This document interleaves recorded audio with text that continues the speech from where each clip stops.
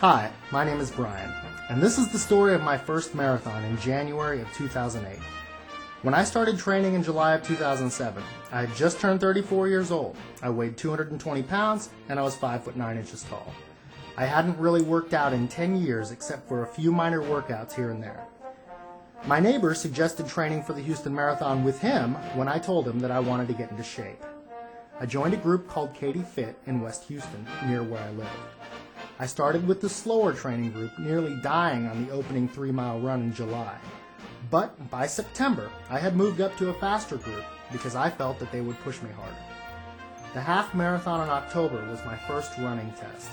It was hot that day. The run was rough for me. Then I ran a 25K event, and then a 30K event. I ran a 21-miler 3 weeks before the Houston Marathon. I did well in that event. I never walked, and I made a consistent pace. I even finished in a sprint, even though no one was watching. However, for the 3 weeks prior to the Houston Marathon in January, I was getting concerned. Every time I got out of bed and placed my feet on the floor, I felt pain in the arches of my feet. So I decided to stay off my feet and let the pain heal by not doing the training runs for 3 weeks prior to the marathon. During those 3 weeks, my body was also fighting off a pretty nasty cold. I slept well the night before the marathon. I had everything ready to go, and I had made a firm decision on the shoes I was going to wear. I was on time, and my mind was focused. Mentally, the only variable I was concerned about was the health of my feet. My wife had been so busy, I wasn't really even sure that she would make it to watch me, and to be honest, a part of me just wanted her to stay home, just in case disaster struck, after all the training and sacrifice. For the first 10 miles of the marathon, I was making a robotic and programmed 10 or 11-minute mile pace, but from the very beginning, I wasn't feeling comfortable. In spite of the fact that conditions were optimal that Sunday, I felt weak, tight, and very nervous about the rest of the day.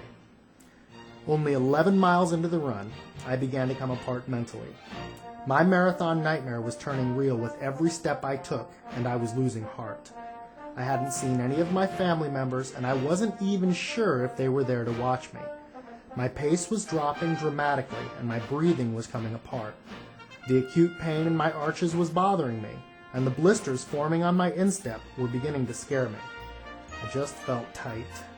Between mile 11 and 13, my pace dropped, and the 5-hour pace group passed me. I was supposed to run a 4:45. My head was starting to spin a very ugly picture of the rest of the day.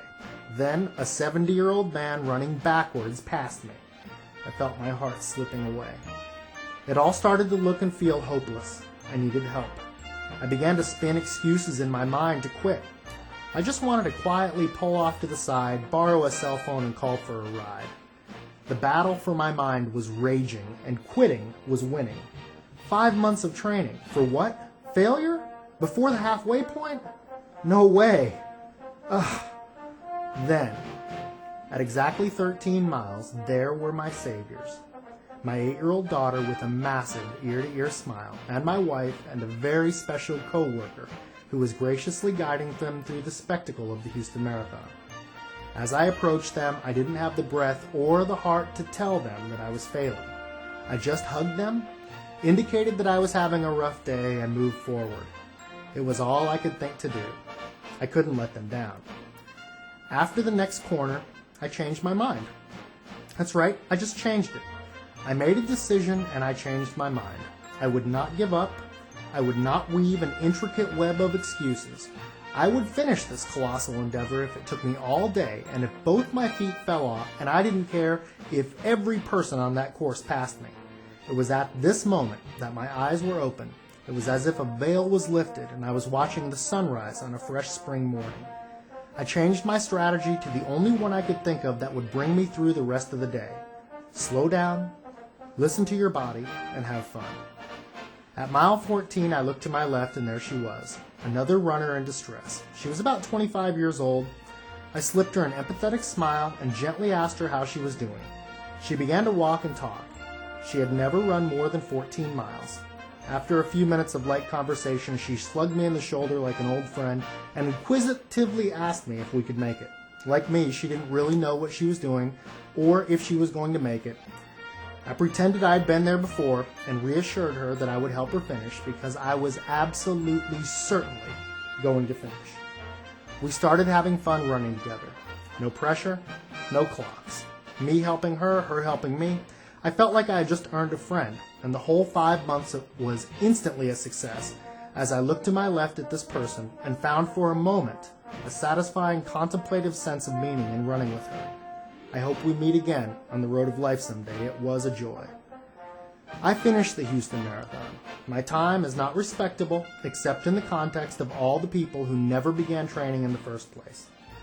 I've come to the conclusion that my training was incomplete until mile 14 of the marathon, when I looked to my left and gave something of mystical and pure value to the struggling runner next to me, as my family had given something of mystical and pure value to me at mile marker 13. Now, I think I'm beginning to understand the marathon experience.